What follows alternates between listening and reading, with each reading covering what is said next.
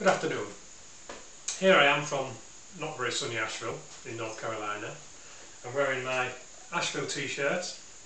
Asheville, the cesspool of sin, jump right in. A local politician about a year ago called Asheville the cesspool of sin, and of course the hippies hereabouts jumped on that with glee, and that's what we've been starting to say. This shirt has a chest spy logo on the back with a knight on the springs by, I think, Man Ray. So this is my normal attire for playing chess when I go down to Pritchard Park and play with the irregulars down there. So this chess set collection, instant chess set collection, France, Germany, England, and a box that says History of Canada.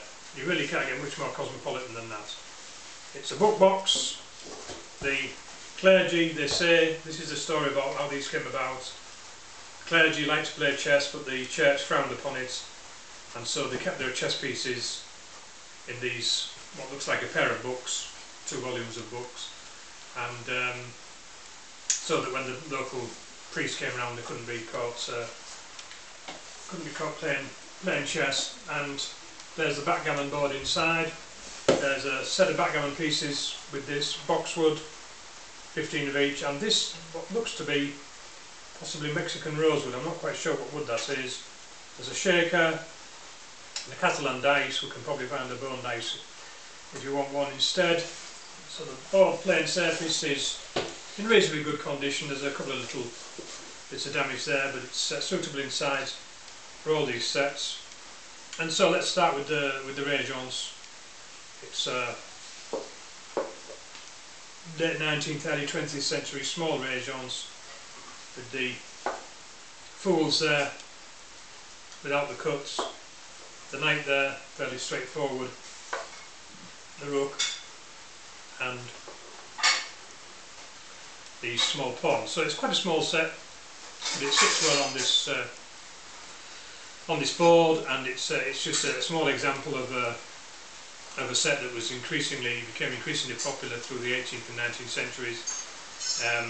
Played at the Régions Chess Club in Paris, of course, and also very popular in America. And a number of these sets, have been brought to America from France. Mostly made out of boxwood.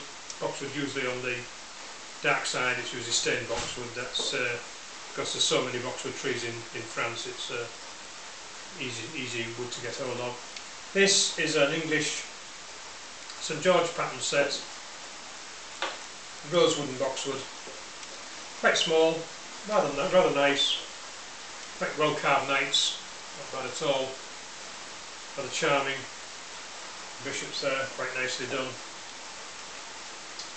and I see I've got a Régions fool stuck in there, and this set probably started out life in a games compendium. This particular size, 2.5 inch, we're often put into games compendia, and that's probably where it's got divorced from its compendia. But quite often the knights in the compendia weren't even carved; they were just a barrel cut a slope. This one has the carved knight, so it was obviously a fairly upmarket compendia. So that's a nice set, and here we have a set by a German maker, Uhlig.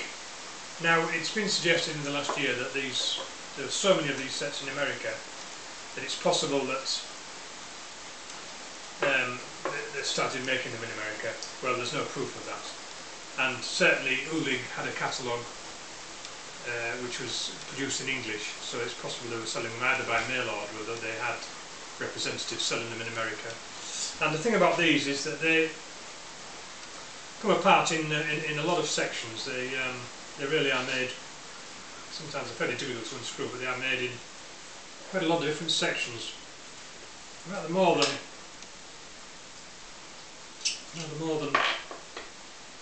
some sets. There on that queen, 1, 2, 3, 4, 5, 6, 7 different sections there, and even the base. So obviously wherever they were made, they were struggling to find bone which would make because this is cut from the wall section, that would make the big, thick pieces that they wanted for this design of set, which is obviously following the Stoughton style.